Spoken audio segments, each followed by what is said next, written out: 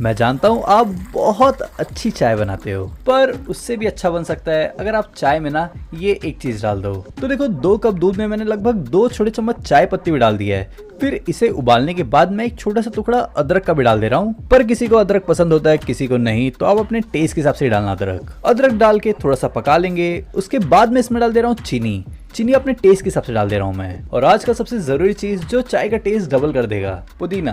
पुदीना मैंने इसमें डाल दिया है लगभग 6 से 7। पुदीना डालकर इसे 2 से 3 बार उबाल लेना है और उसके बाद हम इसे निकाल लेंगे। और अगर चाय बनाने का ये तरीका पसंद आया तो वीडियो को लाइक जरूर कर देना।